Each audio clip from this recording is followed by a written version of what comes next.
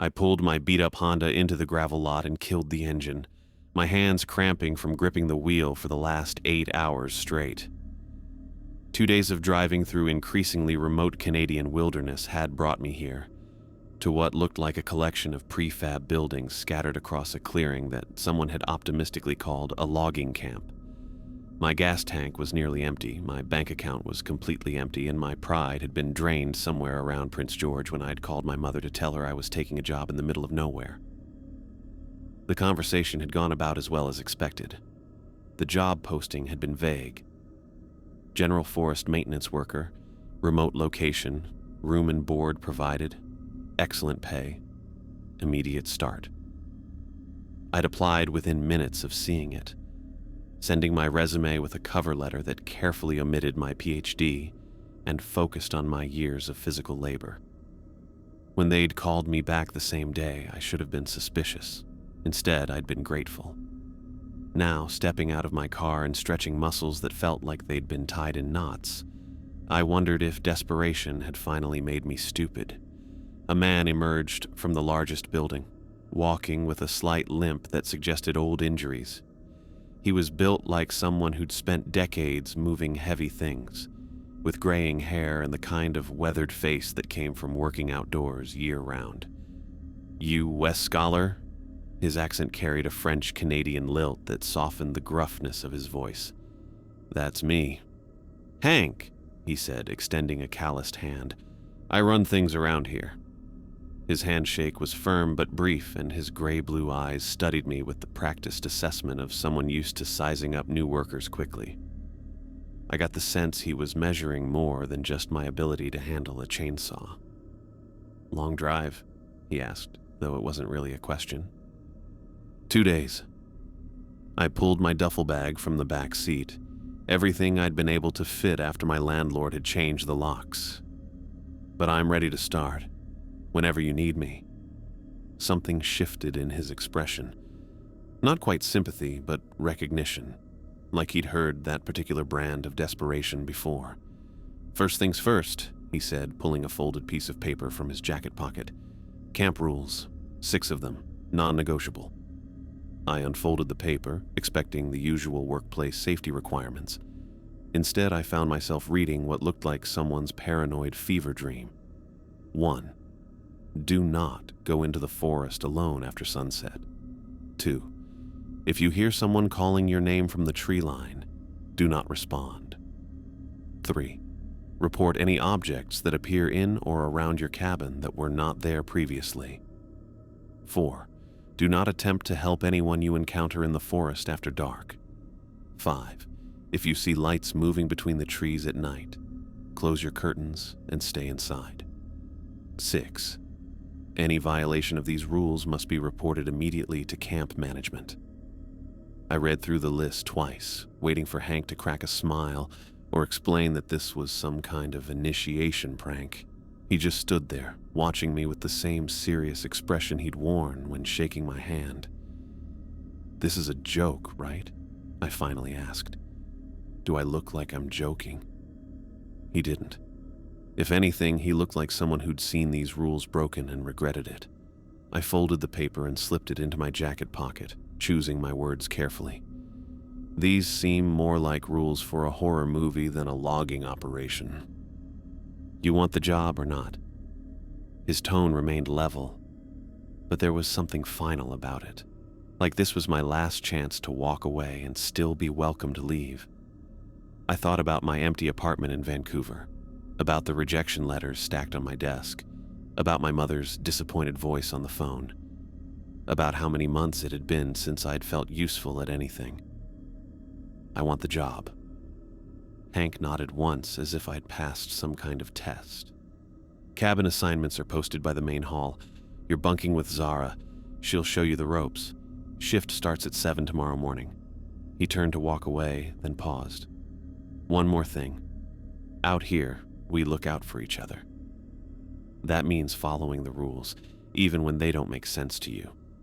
Especially then." I watched him head back toward the main building, his limp more pronounced than it had been when he'd approached my car. The way he'd said that last part made my skin crawl. like he was speaking from experience about what happened when people didn't follow the rules. The cabin assignment board was exactly where he'd said it would be, and I found my name paired with someone called Z. Brooks in cabin 7. The building was smaller than I'd expected, basically a glorified dorm room with 2 narrow beds, a shared desk, and a window that looked directly into the forest. My bunkmate was sitting cross-legged on her bed when I entered, writing in a small leather journal. She looked up as I dropped my bag, and I caught a glimpse of dense, careful handwriting before she closed the journal quickly. "You must be West," she said, setting the journal aside. "I'm Zara." She was younger than me, mid-20s maybe, with long black hair braided down her back and the kind of earnest, intelligent eyes I recognized from my graduate school days. She wore layered clothes that suggested someone who was always cold, and she had the pallor of someone who spent more time indoors than most people working in the forest. "How long have you been here?" I asked, claiming the empty bed. 3 weeks. She glanced toward the window, where the afternoon light was already starting to fade. "How much did Hank tell you about the work?" "General forest maintenance. Pretty vague." I started unpacking, hanging my few clean shirts in the small closet. "What do we actually do?" "Mostly clearing underbrush, some tree removal, basic trail maintenance." Her answers came quickly, like she'd rehearsed them. "The pay is good, and the work isn't too hard once you get used to it." I waited for her to elaborate, but she just picked up her journal again, holding it against her chest like she was protecting it from something. "Did Hank give you the rules?" I asked. She nodded without looking at me. "What did you think of them?" "Honestly, they sound insane." That got her attention. She turned to face me fully, her expression serious. "You should take them seriously, all of them." "Why? What happens if you don't?" For a moment, I thought she might actually answer. Instead, she opened her journal again, effectively ending the conversation. But I caught the way her eyes kept drifting to the window, like she was watching for something specific. The next morning started early with a breakfast that was surprisingly good for camp food. I sat with Zara at a long table in the main hall, watching the other workers filter in. Most looked like career loggers. Rough-handed, weathered, comfortable with the kind of work that broke your body slowly over decades. A few, like Zara and myself, seemed out of place in ways I couldn't quite define. "You'll be working with Kinsley today," Zara told me, nodding toward a blonde woman who was chatting animatedly with a group near the coffee station. "She's been here longer than anyone except Hank." Kinsley approached our table with a bright smile and energy that seemed almost aggressive at 7 in the morning. She was probably in her early 30s, athletic in a way that suggested regular gym membership rather than just physical labor, and dressed in work clothes that looked like they'd been ordered from a catalog rather than earned through years of use. "You must be our new recruit," she said, extending a hand. "Kinsley Russell, welcome to paradise." Her handshake was firm, her smile genuine, and something about her immediately set me on edge.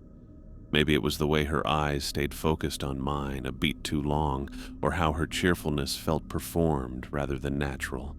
"West Scholar, thanks for showing me around today." "My pleasure. We're doing trail clearing in Sector 7. Easy work, good way to get your bearings." As we headed out with our equipment, Kinsley kept up a steady stream of conversation about the camp, the work, and the other employees. She had the kind of personality that filled every silence, and I found myself listening more to what she wasn't saying than what she was. "How long have you been here?" I asked as we reached our work site. 8 months. Came up from Calgary when I needed a change of scenery." She hefted a brush cutter with practiced ease. "What about you? What brought you to our little slice of nowhere?" "Needed work. This was hiring." She laughed, but it didn't quite reach her eyes. "Fair enough. Most of us end up here because somewhere else didn't work out." We worked in companionable silence for a while, clearing overgrown brush from what had once been a maintained trail. The work was exactly what she'd promised. Not too difficult, but enough to remind my muscles that I hadn't done this kind of labor in months. It was during our lunch break, sitting on fallen logs while eating sandwiches from the camp kitchen, that I brought up something that had been bothering me. "I noticed there's an empty bunk in the men's cabin," I said. "Did someone quit recently?" Kinsley's fork paused halfway to her mouth before she continued eating normally. "Oh, that. Yeah. Josh decided the work wasn't for him. Left about a week ago. Without notice. Some people just aren't cut out for remote work." Her tone stayed light, but her smile faltered for just a moment. "You know how it is. Some folks get antsy when they're away from civilization too long."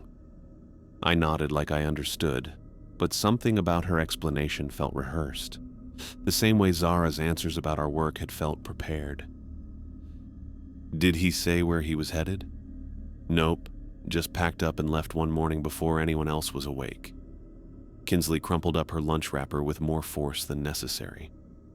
"Honestly, if someone's not committed to being here, it's better they leave sooner rather than later."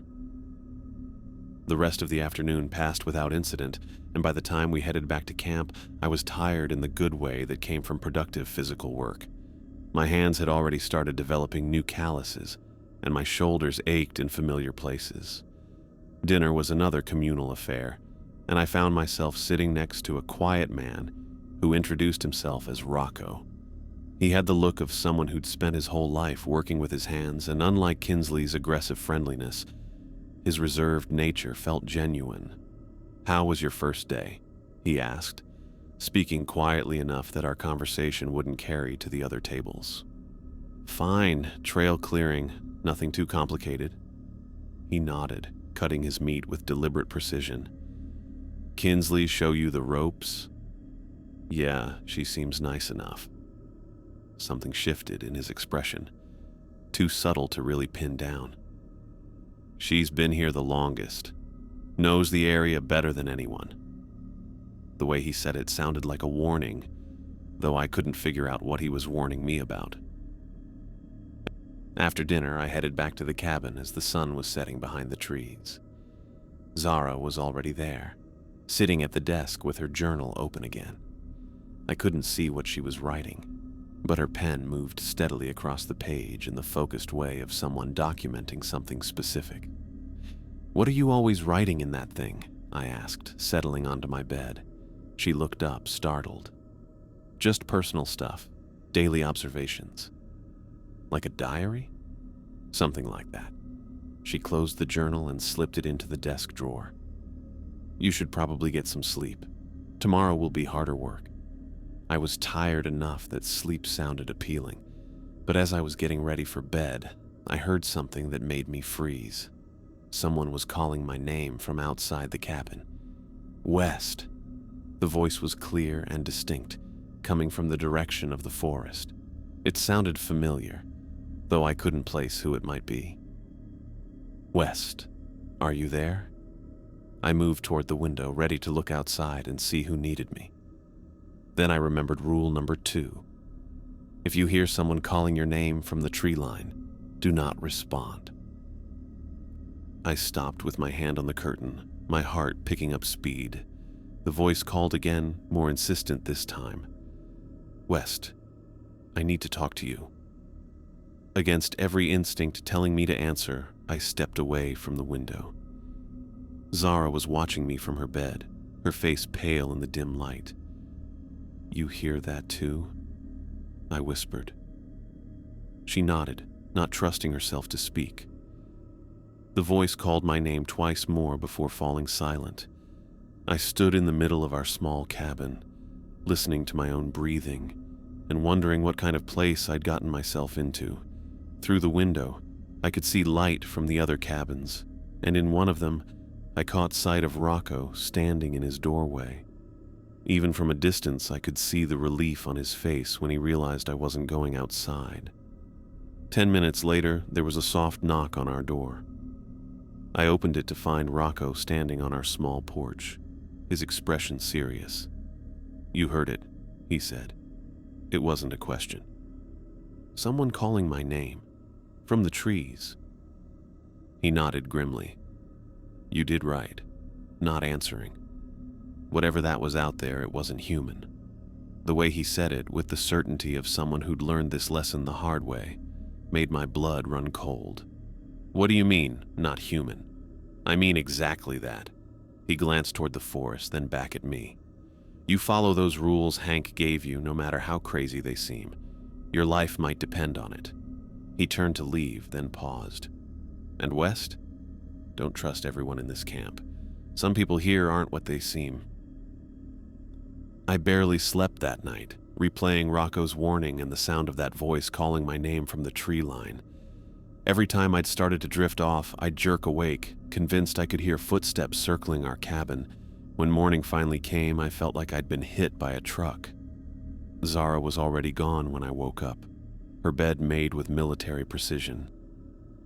The journal she'd been writing in the night before sat on the desk, closed but visible, like she'd positioned it deliberately before leaving.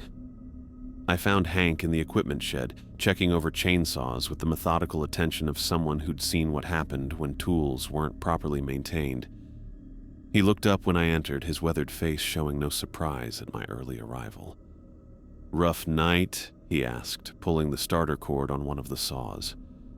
The engine roared to life, then settled into a steady idle. I heard someone calling my name from the forest, just like the rules said might happen. Hank cut the engine and set the chainsaw aside, his movements careful and deliberate. "Did you answer?" "No, I followed the rules." "Good." He picked up another saw, began checking the chain tension. "That's why we have them." I waited for him to explain further, to tell me what had actually been out there, or why someone would create rules about voices in the forest. Instead, he just continued his equipment check, running through the same routine I'd probably watched hundreds of other mornings in dozens of other jobs. "That's it?" I pressed.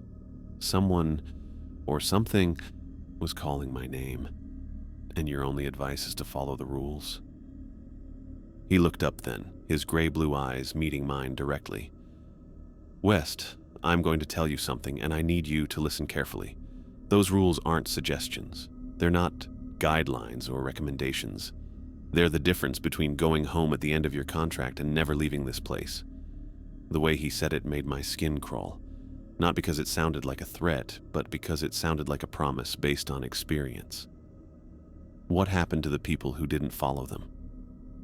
Hank's hands stilled on the chainsaw, and for a moment I thought he might actually answer. Then he straightened up, shouldering the saw with practiced ease. "Breakfast is in 10 minutes. You'll want to eat before the morning shift." He walked past me toward the door, then paused without turning around. "And West? Don't go looking for answers you're not ready to handle. Some things are better left alone." The main hall buzzed with the low conversation of workers fueling up for another day. I grabbed a plate of eggs and bacon that tasted better than it had any right to in the middle of nowhere, then scanned the room for an empty seat. Zara sat alone at a corner table, her journal open beside her plate while she wrote between bites. I approached with my coffee, nodding toward the empty chair across from her. "Mind if I sit?" "Of course not." She closed the journal quickly, but not before I caught a glimpse of what looked like a detailed chart with times, weather conditions, and what appeared to be behavioral notes. I settled into the chair, cutting into my eggs while watching her face. "You're up early for someone who doesn't have to be." "I like the quiet in the mornings. Good time to collect my thoughts." She took a sip of coffee, her eyes darting toward the window where pale morning light filtered through the glass. "Is that what you're writing about? Your thoughts?" Her grip tightened slightly on her mug. "Just daily observations. Nothing important." Looked pretty detailed for personal thoughts. Weather, times, that kind of thing. Zara's fork paused halfway to her mouth. "You were reading over my shoulder." Hard not to notice when someone's writing charts at breakfast. I kept my tone casual, but something in her defensive reaction told me I'd hit closer to the truth than she was comfortable with. "It's just..." She set down her fork, looking around the hall like she was checking who might be listening. "I like to keep track of patterns, weather patterns, work patterns. Helps me feel more organized." The explanation came too quickly, too rehearsed, like she'd been preparing for this conversation. Patterns in what? Everything. She picked up her journal, clutching it against her chest the same way she had the night before. Look, it's really not that interesting. Just personal stuff. I nodded and changed the subject, but spent the rest of breakfast watching her. Every few minutes, she'd glance toward different tables, her eyes tracking specific people in ways that seemed more systematic than casual.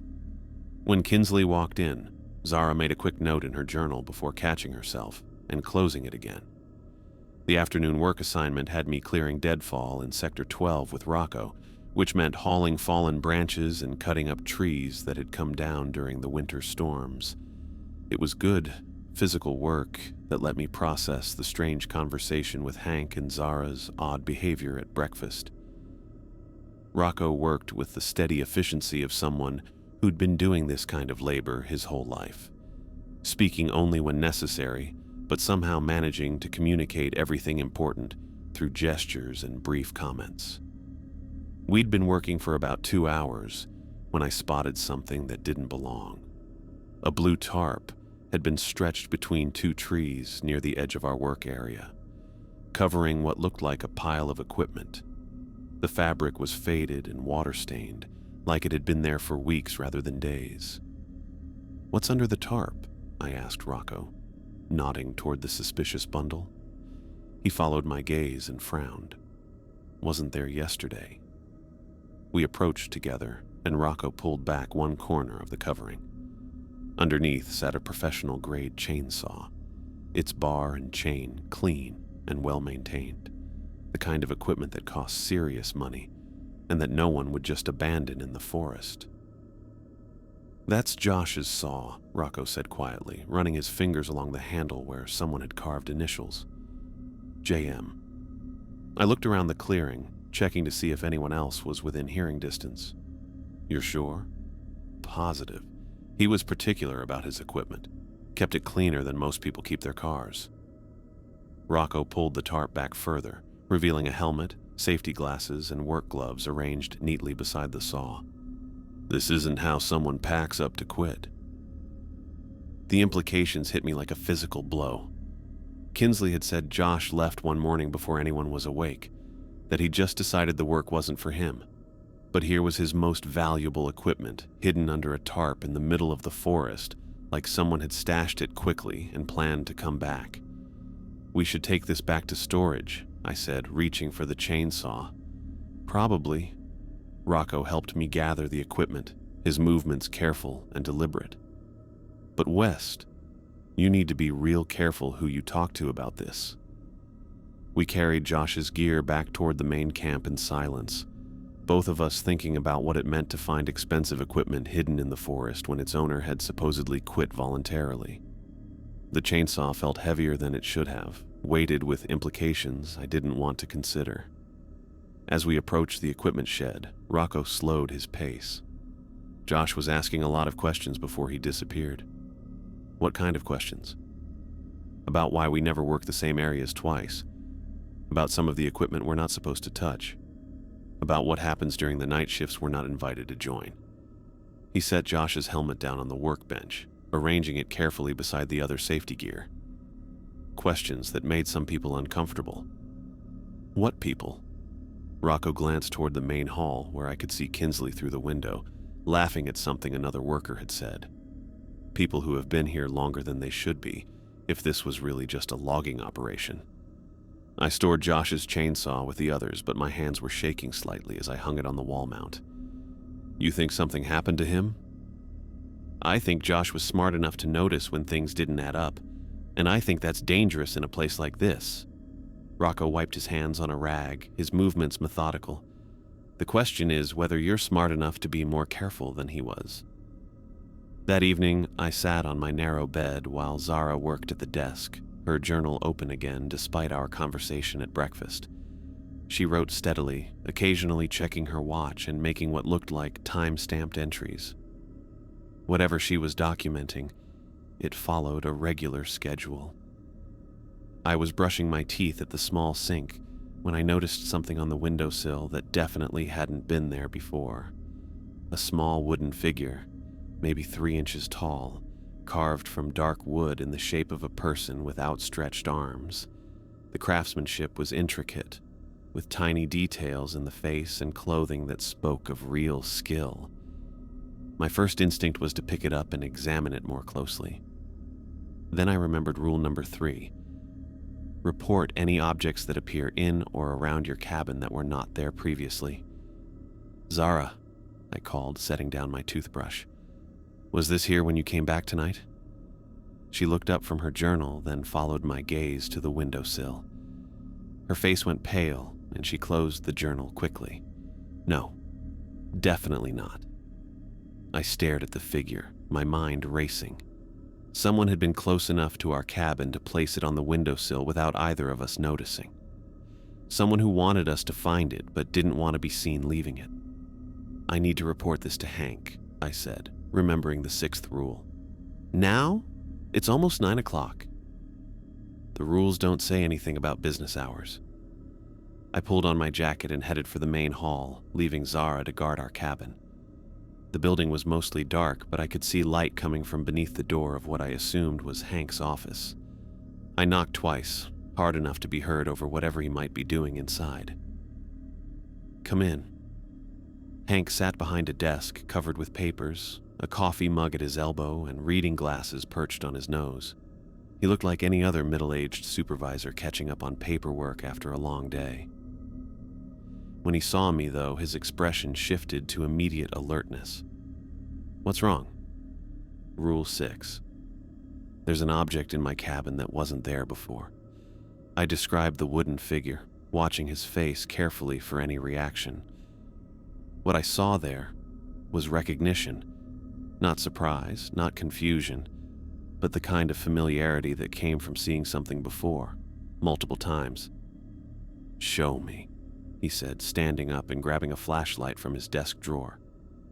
We walked to my cabin in silence, Zara stepping aside as Hank examined the windowsill with his flashlight. He played the beam over the wooden figure for several seconds, taking in every detail of its construction and placement. Then, without asking permission or offering explanation, he picked it up and slipped it into his jacket pocket. "That's it?" I asked. "You're just going to take it?" "I'm handling it." Hank turned off the flashlight, his face disappearing into shadow. "You did the right thing, reporting it immediately. But what does it mean? Who left it there?" Hank was quiet for so long I thought he might not answer. When he finally spoke, his voice carried the weight of someone who'd had this conversation before. "It means someone wants you to know they can get close to you whenever they want. And it means you need to be even more careful about following the rules." He turned to leave, then paused at the edge of our small porch. "West, don't mention this to anyone else. Not Kinsley, not the other workers. Just follow the rules, and let me handle the rest."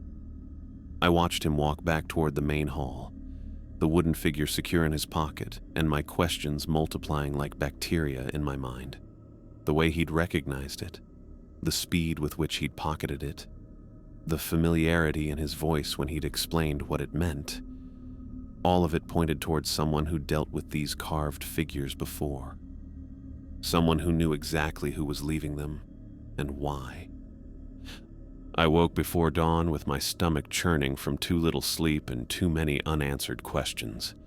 The empty windowsill where the wooden figure had been seemed to mock me in the gray pre-morning light, a reminder that someone had violated our space while we slept.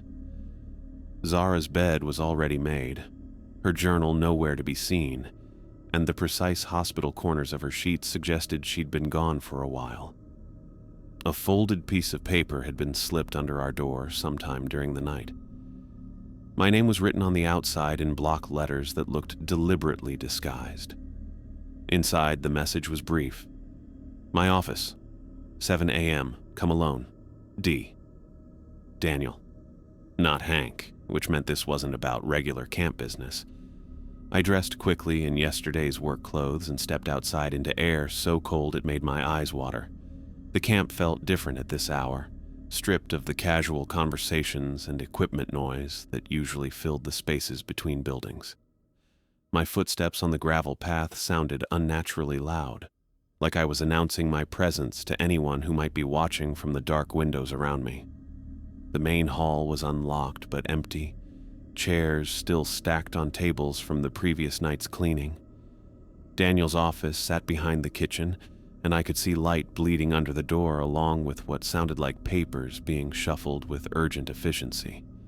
I knocked twice, the same way I had the night before. "Come in, West." The office was bigger than I'd expected, with filing cabinets lining one wall and a desk that looked like it had seen decades of hard use. What caught my attention immediately were the maps spread across every available surface, topographical surveys of the surrounding forest marked with red X's in locations that formed no pattern I could recognize. Some areas had multiple marks clustered together, while others showed single isolated points connected by hand-drawn lines. Daniel sat behind his desk with his reading glasses perched on his nose. But instead of the usual camp paperwork, he was surrounded by equipment that had nothing to do with logging operations. Digital tablets displaying what looked like geological data, electronic devices with LED readouts that tracked numbers I couldn't interpret, and a laptop showing satellite imagery of our immediate area. He looked up when I entered, and I saw exhaustion in his face that went deeper than just losing sleep, the kind of tiredness that came from carrying weight you couldn't put down. "Close the door behind you," he said, his voice lacking the gruff authority I'd gotten used to. "And sit down. We need to talk." I settled into the chair across from his desk, my eyes moving between the maps and the unfamiliar equipment. "This doesn't look like forest maintenance planning." "Because it's not." Daniel removed his glasses and rubbed his eyes with the heel of his hand. "West, what I'm about to tell you is going to sound impossible, but I need you to listen without interrupting. Can you do that?" I nodded, though every instinct told me to start asking questions immediately. "This camp isn't a logging operation. It's a research facility." He gestured toward the maps, where I could now see that many of the red X's corresponded to locations I recognized from our work assignments. "We're studying environmental factors that affect human psychology, specifically how naturally occurring magnetic anomalies in this area can trigger neurological responses in susceptible individuals." The words hit me like a physical blow, reframing every strange experience I'd had since arriving. The voices, the things people see in the forest. Not supernatural, neurological. Daniel picked up one of the electronic devices, its screen showing a real-time graph of fluctuating measurements.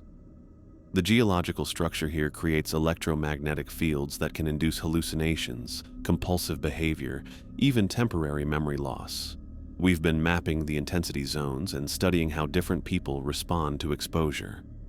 My mind raced through the implications, connecting pieces I'd been too focused on survival to assemble properly. "The rules. You knew exactly what people would experience. We've been conducting this research for 3 years. The rules aren't superstition. They're safety protocols based on documented behavioral patterns." He leaned forward, his expression earnest in a way that felt desperate. "People hear voices because the magnetic fields stimulate the auditory cortex. They see figures moving between trees because the electromagnetic interference affects visual processing. The compulsion to respond or investigate gets stronger the longer someone is exposed." I thought about that first night, standing at our cabin window while something called my name from the tree line. The urge to answer had felt overwhelming, like fighting against my own instincts. "How long have you been studying me?" Before Daniel could answer, the office door opened and Zara stepped inside, carrying her leather journal and looking like she'd been awake for hours. She glanced between us, her expression shifting from nervous to resigned. "You told her," she said to Daniel, not really a question. "I told her part of it." Daniel's voice carried a warning that made my skin crawl. "West, meet Dr. Zara Brooks. She's not a temporary worker looking for steady pay. She's the lead researcher monitoring this entire operation." Zara moved to stand beside Daniel's desk, her journal clutched against her chest like always. But now I understood what she'd been documenting so obsessively. Not personal thoughts or daily observations. Data. Behavioral patterns and responses to electromagnetic exposure recorded with scientific precision. Everything I wrote down was about you, she said quietly, meeting my eyes for the first time since entering. Your sleep patterns, your reactions to auditory and visual stimuli, how quickly you adapted to the environmental stressors. I've been tracking your neurological responses since the day you arrived. The betrayal felt like ice spreading through my chest. Every casual conversation, every moment of shared fear or camaraderie, she'd been studying me like a lab rat the entire time. The wooden figure, you said it was a tracking device. Not exactly. Zara opened her journal, revealing pages of charts and graphs that documented my behavior in minute detail. Josh placed those figures as markers. He was conducting his own investigation into what we were really doing here, and he'd figured out that the camp was systematically exposing workers to electromagnetic fields without their knowledge or consent. Daniel picked up one of the maps, pointing to a cluster of red X's near where Rocco and I had found Josh's equipment. Josh wasn't just asking inconvenient questions. He was documenting evidence of illegal human experimentation. The figures were his way of marking locations where he'd measured electromagnetic readings that exceeded safe exposure levels. Where is he now? I asked, though part of me already knew the answer wouldn't be simple. Relocated, Zara said, her voice barely above a whisper. When he threatened to expose the project, the corporate sponsors decided he was too much of a liability to simply let go. The room fell silent except for the quiet hum of electronic equipment and my own shallow breathing. I stared at the maps spread across Daniel's desk, each red X representing a deliberate decision to expose workers to psychological manipulation without their knowledge. All of us desperate enough for steady work that we wouldn't ask too many questions, at least not until it was too late. You've been experimenting on people, I said, the words coming out flat and emotionless. All of us. Every worker who's come through here. It wasn't supposed to be like this, Zara said, her scientific composure finally cracking. The original research was meant to study natural phenomena, to understand how environmental factors affect human behavior. But the corporate funding came with requirements we didn't anticipate. What kind of requirements? Before either of them could answer, a shadow fell across the doorway. Kinsley stood there, but the cheerful energy that had defined every interaction I'd had with her was completely absent. Her face held the cold professionalism of someone who'd just been activated for a specific purpose. Corporate representatives are arriving within the hour, she said, her voice carrying none of its usual warmth. The operation is being shut down permanently, which means we need to eliminate any witnesses who know too much about our activities. I stared at Kinsley, trying to reconcile the woman who'd made jokes during our work shifts with the cold stranger standing in the doorway. The transformation was complete. No trace of the cheerful energy that had made her seem like the most normal person in camp remained. Corporate representative, I repeated, my voice sounding strange to my own ears. You mean you've been reporting on us this entire time? Since day one. Kinsley stepped into the office, closing the door behind her with deliberate care. Every conversation, every behavioral quirk, every sign of suspicion or compliance. The company needed someone on the ground to monitor both the research team and the test subjects. Test subjects. The words hit me like a physical blow, reframing every interaction I'd had since arriving. I hadn't been hired as a desperate worker looking for steady pay. I'd been selected as a lab rat based on criteria I couldn't even imagine. Josh figured it out, didn't he? I turned to face Zara and Daniel, pieces clicking together with horrible clarity. That's why he really disappeared. Zara's grip tightened on her journal, and I could see her hands shaking.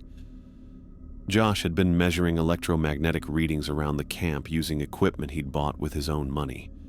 when he confronted me with evidence that we were deliberately exposing workers to unsafe levels. I tried to convince him that the research was legitimate environmental science. But it wasn't, I said, looking at the maps scattered across Daniel's desk with their red X's marking exposure zones. You were testing how electromagnetic fields could control human behavior. The corporate sponsors wanted practical applications, Zara admitted, her voice barely audible. Military applications. Ways to use naturally occurring magnetic anomalies to influence enemy combatants or control civilian populations during conflicts. What started as environmental psychology research became weapons development. I thought about the voice that had called my name from the tree line, the overwhelming compulsion to respond that I'd fought against. They hadn't just been studying how the electromagnetic fields affected people. They'd been refining techniques to make those effects stronger and more targeted.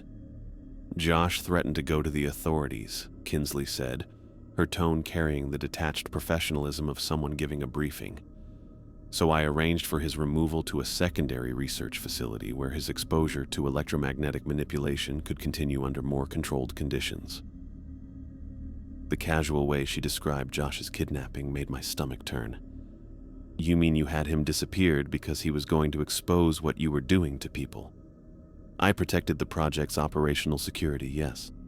Kinsley checked her watch, the gesture sharp and efficient. The same way I'm protecting it now.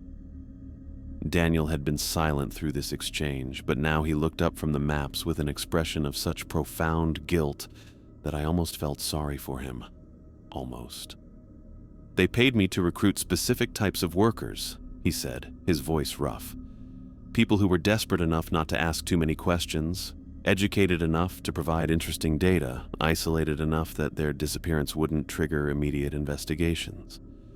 You targeted me specifically. The realization settled into my chest like ice.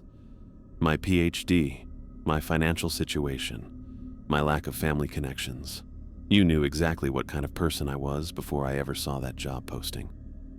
The company has algorithms that scan job application databases and social media profiles to identify ideal candidates, Daniel continued, each word seeming to cost him something. Your academic background combined with your financial desperation made you a perfect test subject, someone intelligent enough to provide useful behavioral data, but vulnerable enough to accept a suspicious job offer without adequate investigation. I wanted to punch him. The urge was so strong I had to grip the arms of my chair to keep myself seated. Every moment of gratitude I'd felt for this job, every relief at having steady income and a place to stay, all of it had been manufactured by people who saw me as nothing more than a convenient lab animal. My daughter needs surgery, Daniel said quietly, not looking at any of us. The insurance won't cover it, and the procedure costs more than I could make in 5 years of legitimate work. When they offered me enough money to save her life in exchange for helping recruit test subjects, I told myself it was just environmental research, that nobody was getting seriously hurt. The sound of vehicles approaching on the gravel road outside made all of us freeze. Multiple engines moving fast, getting closer by the second. That's the cleanup crew, Kinsley said, pulling a phone from her pocket and checking the screen. They'll be here in 3 minutes to sterilize the site and eliminate any evidence of our operations, including witnesses who know too much about what we've been doing. Before anyone could respond, the office door burst open and Rocco stumbled inside, his face flushed from running and his work clothes covered in dirt like he'd been crawling through underbrush. Josh is alive, he said, breathing hard but getting the words out clear. I found him. There's a research facility about 2 miles north of here built into what looks like a meteorological station. He's sedated but breathing, hooked up to machines that are monitoring his brain activity while they expose him to electromagnetic fields. The room went completely silent except for the sound of vehicles getting closer. I could see headlights through the office window now, maybe 30 seconds away from the main camp. We have to go, Zara said, gathering up her journal and the electronic equipment from Daniel's desk. If we leave now, we might be able to disappear before they realize we know anything. What about Josh? I looked at Rocco, who was still catching his breath from his run. We're just going to leave him there? He's been missing for weeks, Kinsley pointed out, her voice carrying false reasonableness. Nobody expects him to be found alive. If you try to rescue him, you'll only be throwing away your own lives for someone who's probably suffered permanent neurological damage anyway. I stared at her. This woman who had eaten meals with us and shared work assignments and laughed at stupid jokes, now calmly discussing whether Josh's life was worth the risk of saving. The casual calculation of human worth made me sick. No, I said, standing up from my chair. I'm not leaving him there. West, be realistic, Zara said, her scientific training making her voice sound clinical even in crisis. The odds of successfully extracting him from a secured facility while evading corporate security are essentially zero. Then the odds are zero. I turned to face Daniel, who was staring at the maps on his desk, like they contained answers to questions he was afraid to ask. But Josh tried to expose what you people were doing to us. He risked his safety to document evidence that could have saved other workers from being manipulated and experimented on. I'm not abandoning him just because helping him is dangerous.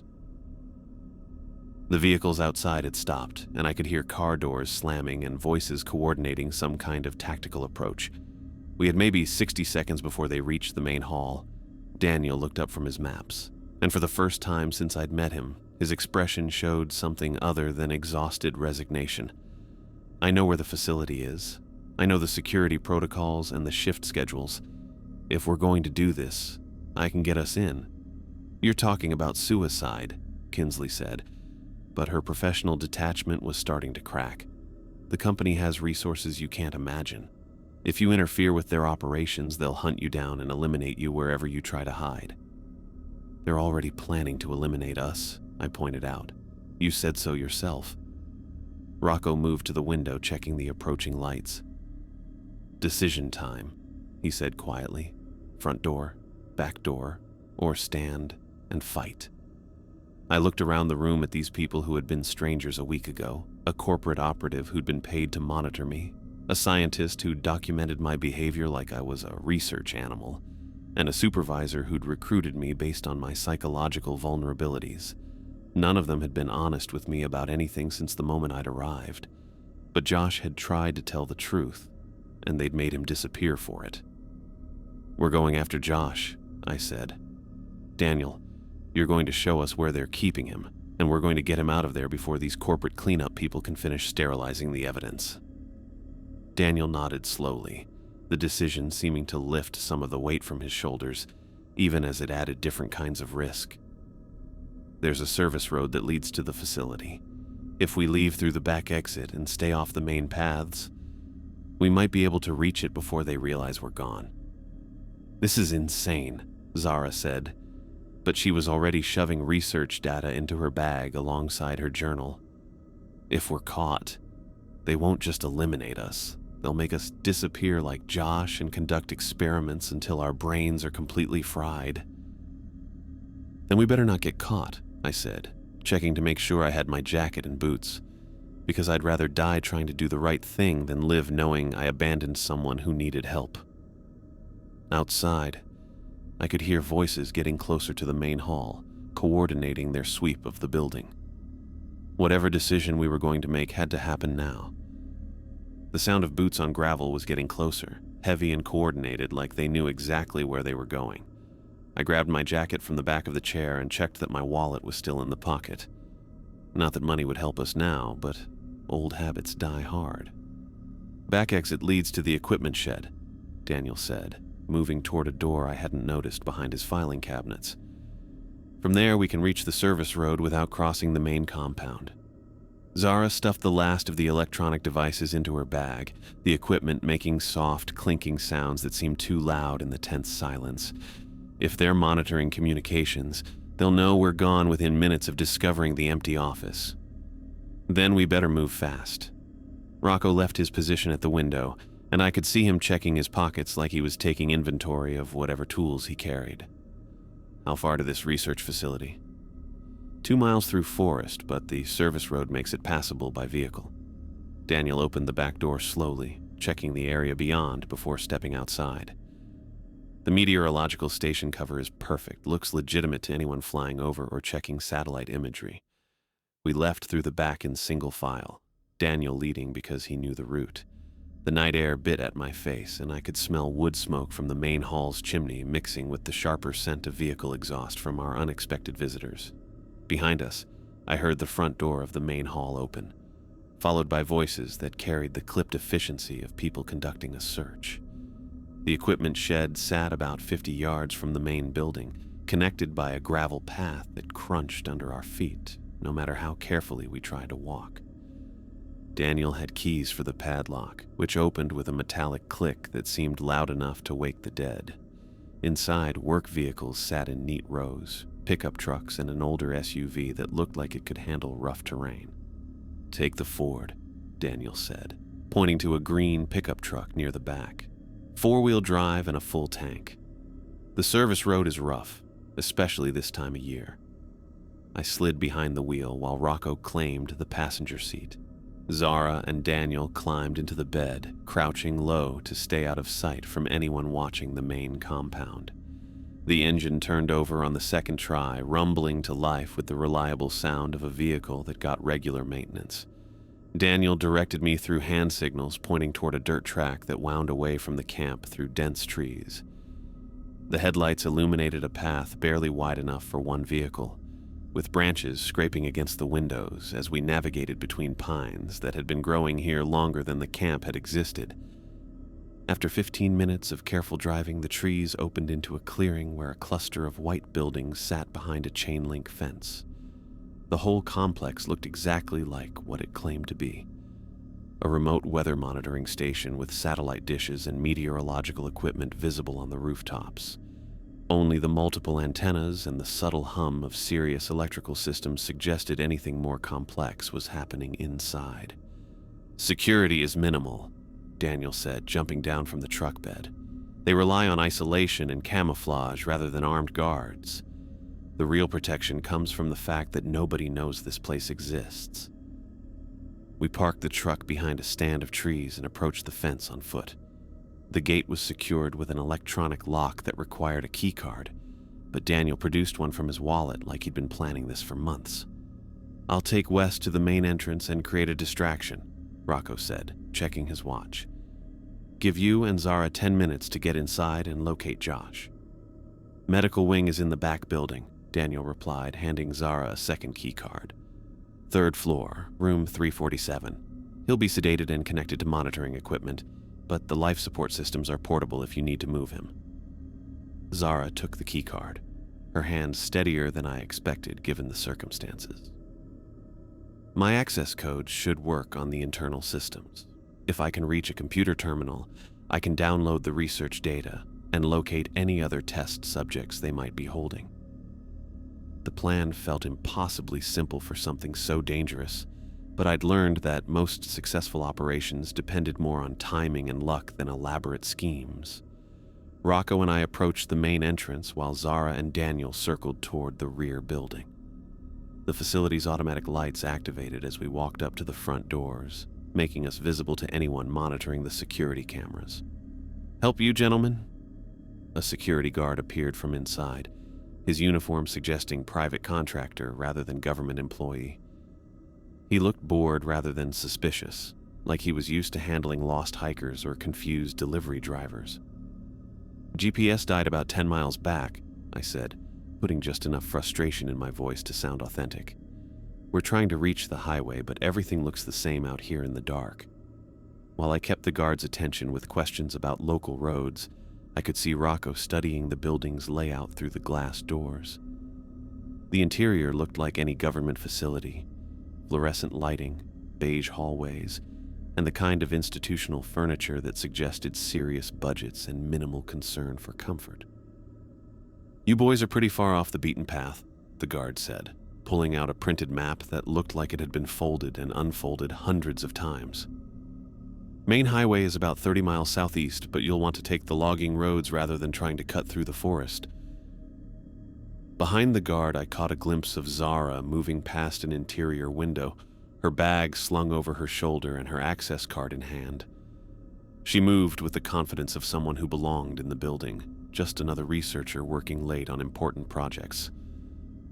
"Appreciate the help," Rocco said, taking the map and studying it with exaggerated concentration.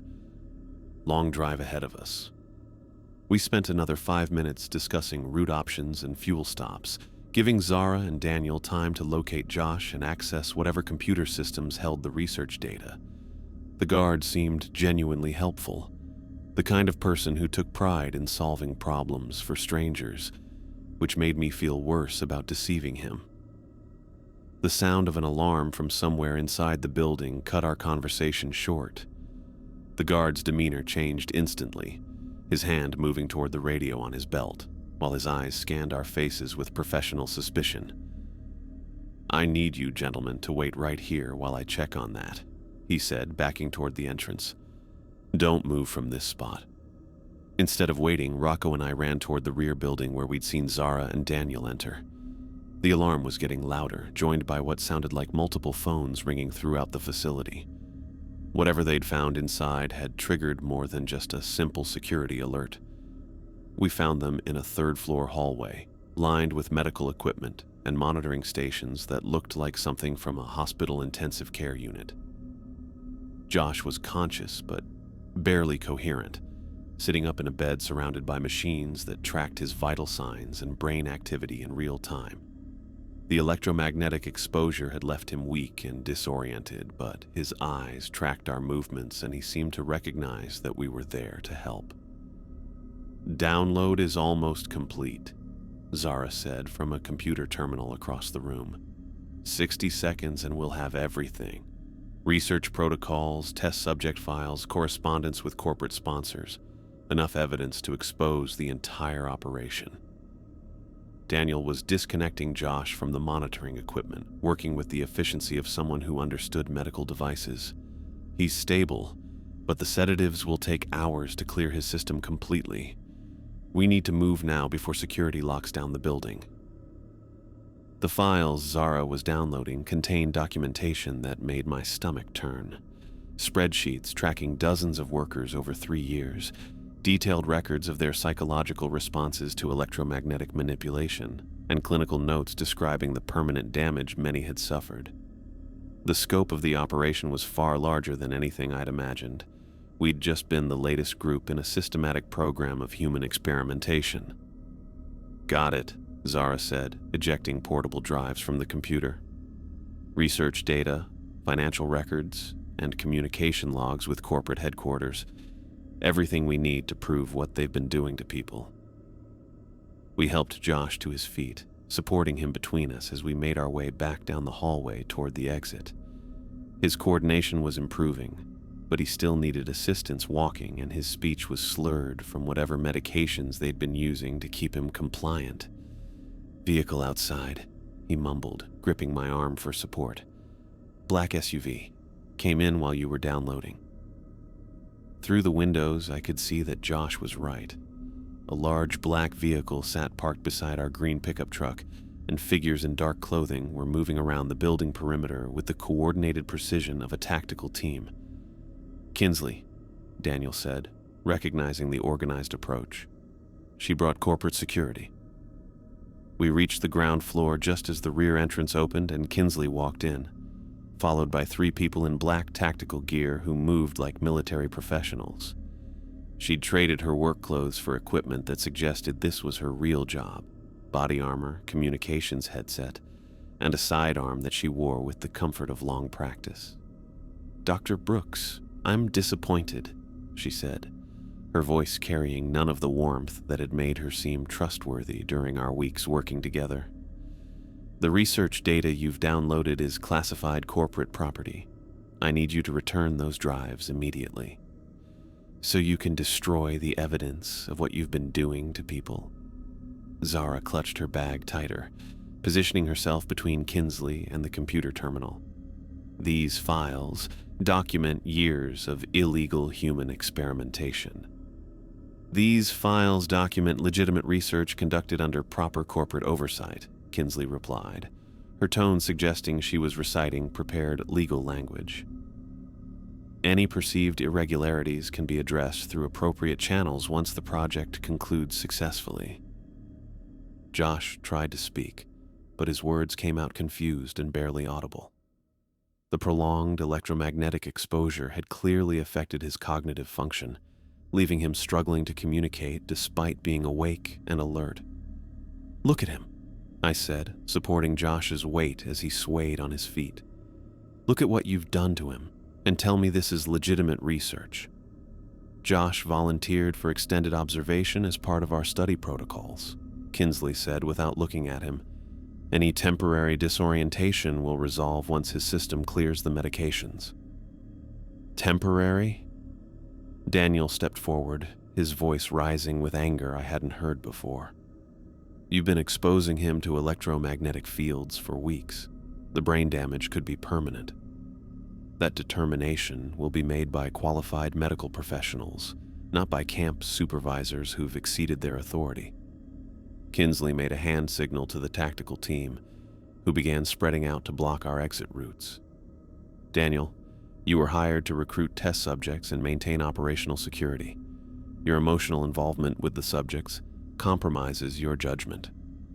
The casual way she discussed Josh's condition, like he was a laboratory animal rather than a person, made me realize that everything I'd experienced at the camp had been part of a calculated program designed to study human psychological responses under controlled conditions. The voices, the strange objects, the rules that seemed superstitious but worked, all of it had been engineered to test how we'd react to manipulation. "The journalist," Josh said suddenly, his words clearer than they'd been since we found him. "Contact, Vancouver Sun, Maria Santos. She's been investigating sites like this." Before Kinsley could respond, Daniel lunged toward the nearest tactical team member, grabbing for his weapon in what looked like desperation, but was actually a deliberate distraction. The brief struggle gave us the opening we needed to reach the rear exit, but the sound of the gunshot that followed made us all freeze. Daniel was on the ground, clutching his shoulder where blood was already seeping through his jacket. The tactical team member stood over him with professional detachment, like shooting someone was just another task to be completed efficiently. "Medical attention will be provided once the situation is contained," Kinsley said, checking her watch. "Dr. Brooks, return the research data and Dr. Martinez will receive appropriate treatment for his condition." Zara looked between the drives in her bag and Daniel bleeding on the floor, her scientific training warring with what was left of her conscience. "If I give you the files, you'll destroy the evidence and continue experimenting on people." "If you don't give me the files, more people will get hurt right now," Kinsley replied. "Your choice, Doctor." What happened next felt like chaos, but I realized later it had been coordinated. Rocco tackled one of the tactical team members from behind while I grabbed Josh and hauled him toward the exit. Zara clutched her bag and ran with us, the sound of voices shouting commands and equipment clattering echoing through the hallway behind us. We reached the vehicles as sirens started wailing from the main building, the facility's security systems activating in response to whatever Zara had accessed in their computer network. The black SUV had been positioned to block our green pickup truck, but Rocco had somehow gotten the keys to a white van that was parked near the fence. "Daniel?" I asked as we helped Josh into the passenger seat. "He told me to get you out," Rocco said, starting the engine. "Said he'd handle things with Kinsley." The sound of gunfire from inside the building suggested that whatever Daniel was handling wasn't going well. But we couldn't go back for him without risking Josh's life and the evidence Zara had risked everything to obtain. "We split up," Zara said, transferring half the portable drives to my jacket pocket. "Multiple vehicles, multiple routes, harder for them to track all of us." Rocco drove us to where a second vehicle was parked, an older sedan that looked like it belonged to one of the facility's employees. He and Zara took the van toward Vancouver, while I helped Josh into the sedan and headed northeast toward Whitehorse. The drive took 6 hours through mountain roads that twisted between forests and valleys I'd never seen before. Josh drifted in and out of consciousness, occasionally mumbling contact information or fragments of memories from his time in the facility. By the time we reached the hospital, dawn was breaking over the Yukon River, and he was coherent enough to walk with assistance. "Maria Santos," he said as the emergency room nurses took him for evaluation. "Vancouver Sun investigative journalist. She's been tracking corporate facilities across Canada. Tell her about the electromagnetic research and the worker recruitment programs." I stayed at the hospital long enough to ensure Josh was stable and receiving proper treatment for whatever medications they'd used to keep him sedated. The doctors were puzzled by his neurological symptoms, but confident that most of the effects would resolve with time and appropriate therapy. While Josh was being treated, I found a quiet corner of the hospital and used my phone to search for Maria Santos. Her articles revealed a pattern of corporate malfeasance that made the camp's operations look like part of something much larger. Remote work sites across Canada, where desperate employees were subjected to various forms of psychological and medical experimentation disguised as legitimate research. When I called her number, she answered on the second ring like she'd been expecting important information from someone. "This is about the electromagnetic research facility near Dawson Creek," I said without introduction. "Who is this?" Her voice carried the sharp attention of a journalist who'd been investigating a story for months. "Someone who was used as a test subject. I have evidence. Computer files, witness testimony, medical records. Enough to prove what they've been doing to workers." The conversation lasted 20 minutes, with Maria asking detailed questions about the camp's operations, the research protocols, and the corporate structure behind the experimentation. She already knew about similar facilities in British Columbia and Alberta, but our evidence filled gaps in her investigation that she'd been unable to document through other sources. "I need you to meet with RCMP investigators who've been building a case against the corporation," she said. "Your testimony combined with the research data could be enough to shut down the entire operation and prosecute everyone involved." After ending the call, I sat in the hospital waiting room thinking about how carefully I'd been selected for the camp position. My financial desperation, my academic background, my isolation from family connections, all of it had made me an ideal candidate for psychological manipulation and experimentation. The job posting had been targeted specifically at people like me, workers who needed income badly enough to accept suspicious employment without asking too many questions. But Josh had asked questions, and they'd made him disappear for it. Daniel had tried to help us escape, and they'd shot him. Zara had risked her career to download evidence, and Kinsley had threatened to kill us rather than let us expose the truth. I spent the next 2 hours making phone calls to RCMP investigators Maria Santos had recommended, to labor rights organizations that documented workplace exploitation, and to medical professionals who could evaluate Josh's condition and document the effects of prolonged electromagnetic exposure. By the time Josh was discharged from the hospital, we had appointments scheduled with law enforcement agencies and advocacy groups that could help ensure justice for everyone who'd been victimized by the corporation's research programs.